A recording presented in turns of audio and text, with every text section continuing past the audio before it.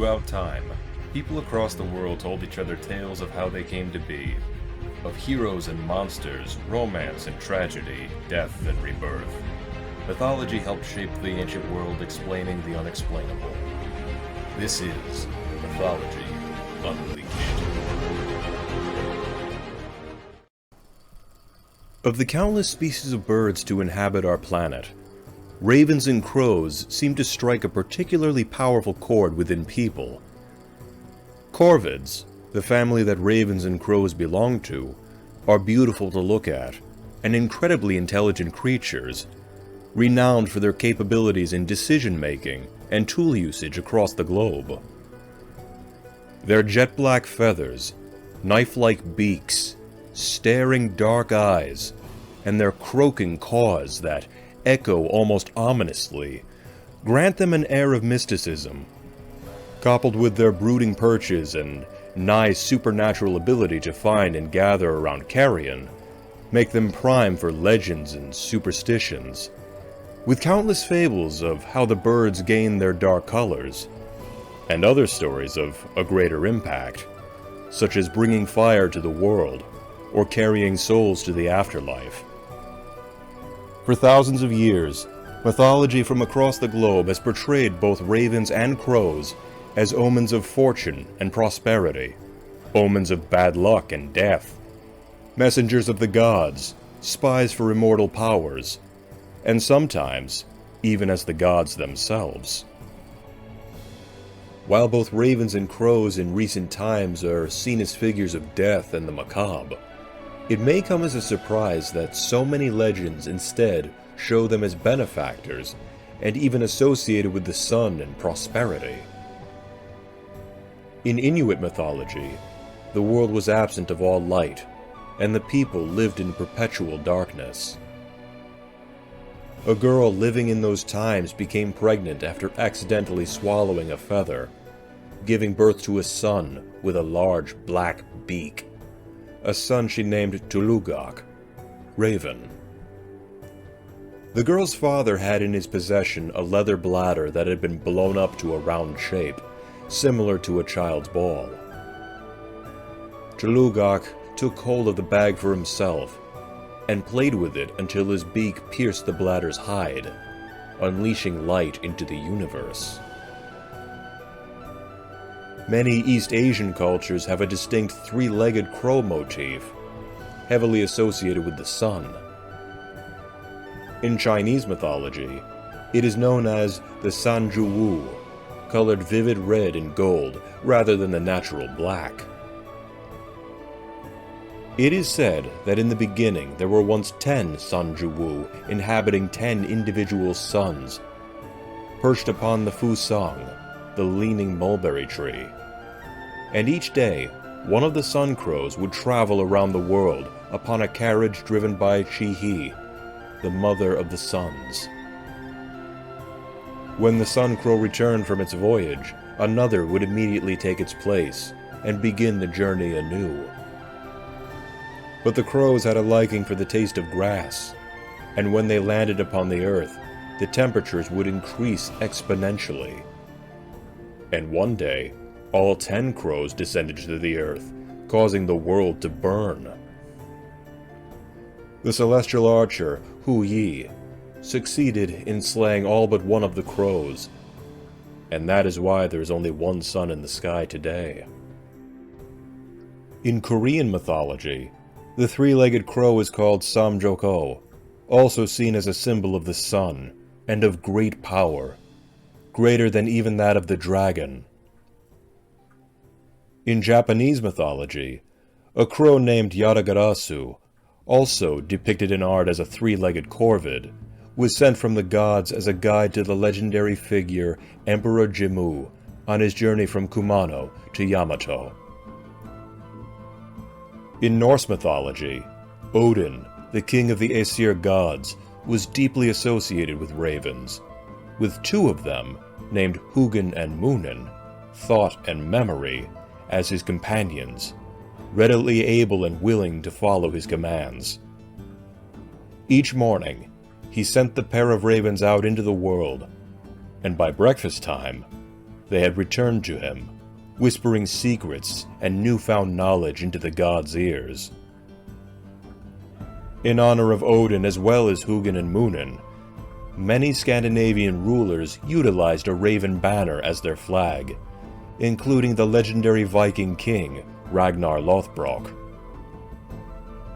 In the Book of Kings and the Bible, ravens were credited with providing food for the prophet Elijah during his time of exile in the wild. Like many birds and animals, ravens and crows were used to divine the future or to make sense of the present. To the Greeks, ravens were symbols and the messengers of Apollo, the god of prophecy, education, and many other things. The flight of the ravens would be interpreted as messages from Apollo himself. For example, to see a raven or a crow fly overhead, from either the south or the east, was considered an omen of good fortune. In Hindu belief, when a crow calls out in front of a person's home, the resident would be expected to have a special visitor that day. In parts of the Appalachian Mountains of America, if a crow were to call in the morning before the other birds got a chance to sing their songs, it would rain that day and produce strong crops.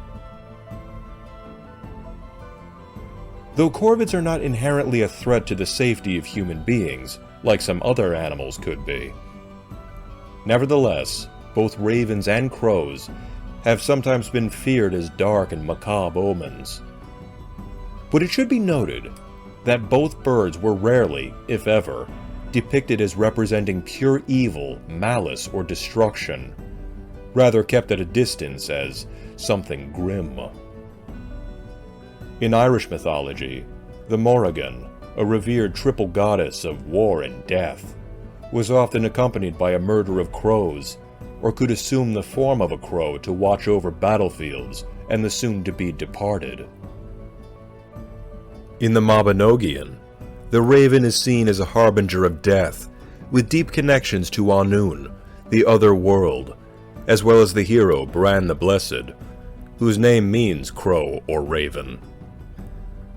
According to legend, Bran the Blessed's head was buried in England, where the Tower of London now stands, and an unkindness of ravens have for generations made their home. Hindu mythology associates crows with grim deities, such as the Mahavijaya Dhumavadi, and Shani, the god of karma and divine retribution. Many cultures believe that ravens and crows carried the souls of the deceased to the land of the dead, or that they were the souls of the recently deceased, or the dead who were denied entrance into the afterlife, or even were capable of stealing the souls of the living by flying overhead. Even the Grim Reaper, a popular artistic depiction of death originating from medieval Europe, was sometimes said to have a raven upon his shoulder, or be accompanied by a murder of crows. Yet the role that these birds seem to be most associated with in the context of myths and folktales is that of the trickster, likely due to their innate intelligence and prowess in problem-solving scenarios. One of the most famous tricksters in all mythology was Raven from Native American mythology, namely those from the peoples living in the Pacific Northwest territories. Much like Coyote, Raven could be a hero, a villain, a creator, or even a fool. Yet every story that featured Raven had him using cunning and trickery, or otherwise breaking rules and traditions in order to get what he wants. Such stories include Raven stealing a box from a fellow spirit in order to release the sunlight, worming his way out of trouble with a bigger, more imposing figure, or taking the form of a handsome man in order to marry or copulate with a beautiful woman or two. Slavic mythology features a similar raven deity named Kutka, who also can appear in stories as a trickster who plays pranks and manipulates others for personal gain, as well as a creator who made the earth after flying through the endless void. Mythology from Aboriginal Australian peoples say it was a crow who brought fire to the earth during the dream time. By tricking the fire's owners, the Karagurt sisters, in a story that led to the crow turning black as smoke, and the sisters becoming the Pleiades in the sky, once again portraying the Blackbirds as both creator and trickster. Of all the many birds in this world, and the many who have had the honor of entering myths and folktales, few are as honored and as grimly respected as ravens and crows. Being widespread across the globe, these birds have found their way into the myths and legends of many peoples, from the Celts to the Norse to Native Americans and Aboriginal Australians. They have appeared as divine figures, creators of people or the planet, or otherwise having a talent in shaping the world as we know it. They may be seen as the companions of foreboding figures, signs of good or ill things to come, or act as sneaky tricksters who delight in making fools out of other creatures. Today, both the raven and the crow enjoy a place in dark, grim, and gothic stories, such as Edgar Allan Poe's poem The Raven, where the eponymous bird interacts with a mournful narrator, and James O'Barr's The Crow, where a supernatural crow resurrects a wrongfully killed young man in order to put the wrong things right. We must remember that ravens, crows, and other corvids are an important part of this world, integral parts in their respective environments. To lose them would risk ecological imbalance and the loss of some of Earth's most fascinating creatures. Keep in mind, ravens and crows are neither inherently good nor evil.